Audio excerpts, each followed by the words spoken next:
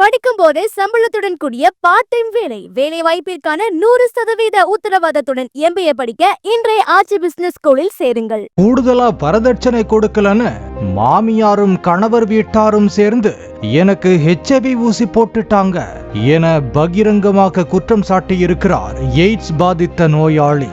பிரிந்த ஜோடியை பஞ்சாயத்து பண்ணி அனுப்பிய பின்னர் அரங்கேற்றப்பட்டதாக சொல்லப்படும் குரூரம் குறித்து விவரிக்கிறது இந்த செய்தி தொகுப்பு.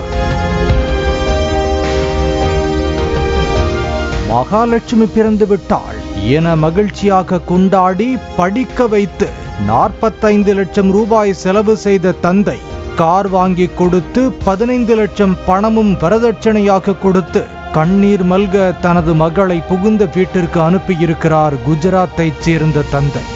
அந்த மகளை எய்ட்ஸ் நோயாளியாக மருத்துவமனை படுக்கையில் படுக்க வைத்துவிட்டு துக்கம் தாங்காமல் நீதிமன்ற கதவுகளை தட்டி இருக்கிறார் அவர். மணமாகி போன ஒரே மாதத்தில் பிரச்சனை. இந்த வரதட்சணை போதாது, உங்க அப்பா கிட்ட போய் கூடுதலா 10 லட்சம் பணமும் பெரிய SUV காரும் கொடுத்தால்தான் கணவர் வீட்டில் வாழ முடியும்னு சொல்லு என தனது மகளை அடித்து துன்புறுத்தி அனுப்பிவிட்டதாக குற்றம் சாட்டி உள்ளார் அவரது தந்தை. 3 மாதங்கள் தாய் வீட்டில் வந்து இருந்ததும் ஊராரின் பழிச்சொல் பொறுக்க முடியாமல் பஞ்சாயத்து தலைவரை கொண்டு பேச்சுவார்த்தை நடத்தினர். பின் கணவரோடு வாழ அனுப்பி வைக்கப்பட்டிருக்கிறார் அந்த பெண். அங்கு சென்ற பின்பும் கொடுமை தொடர்ந்ததாகவும் தனது மகளுக்கு கடந்த ஆண்டு மே மாதத்தில் நினைத்த நேரத்தில் மருந்து மாத்திரைகளை கொடுத்தும் ஊசிகள் செலுத்தியும் வந்ததாக கூறியுள்ளார். மகளின் உடல்நிலை மோசமடையவே மருத்துவமனையில் அனுமதித்து பரிசோதித்த போது அவருக்கு HIV தொற்று பாதிப்பு இருப்பது உறுதியானதாக கூறியுள்ளார். ஆனால் தன் மருமகனுக்கு எய்ட்ஸ் தொற்று இல்லாததால் தனது மகளுக்கு மட்டும் எப்படி வந்தது? புகுந்த வீட்டினர் தான் திட்டமிட்டு தனது மகளுக்கு HIV பாதித்தவருக்கு போட்ட ஊசியை செலுத்தி வேண்டும் என்றே எய்ட்ஸ் வரவைத்ததாகவும் குற்றம் சாட்டியுள்ளார்.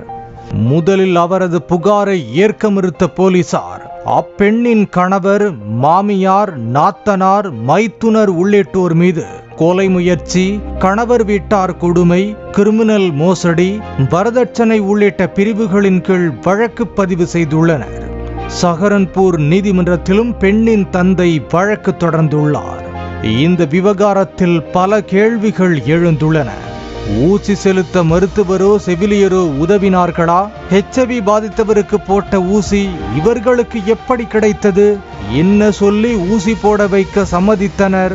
மருமகளுக்கு எய்ட்ஸ் வந்தால் அது உடன் வாழும் மகனுக்கும் பரவும் அபாயம் உள்ளதை அறியவில்லையா? HIV கிருமி தொற்று பரவும் என்ற அபாயம் இருந்தும் அந்த மருமகள் சமையலறையில் உதவி செய்து உடன் வாழ புகுந்த வீட்டினர் எப்படி அனுமதித்தனர்? கணவருக்கு HIV நெகட்டிவ் என வந்திருப்பதால் இருவரையும் முன்கூட்டியே திட்டமிட்டு வாழவிடாமல் பிரித்தனரா? அல்லது நோய் பாதித்த ஆதங்கம் தாங்காமல் கணவர் வீட்டினர் மீது இட்டுக்கட்டி போடப்பட்ட புகாரா என பல கோணங்களிலும் விசாரணை நடைபெறுகிறது. ஒருவேளை உங்களுக்கு HIV பாதிப்பு இருக்குமோ என்ற சந்தேகம் இருந்தால் தேசிய ஹெல்ப்லைன் நம்பர் 1097 அழைத்து சந்தேகங்களை தீர்த்து கொள்ளலாம். படிக்கும் போதே சம்பளத்துடன் கூடிய பார்ட் டைம் வேலை வாய்ப்பிற்கான 100% உத்தரவாதத்துடன் MBA படிக்க இன்றைய ஆச்சி பிசினஸ் ஸ்கூலில் சேருங்கள்.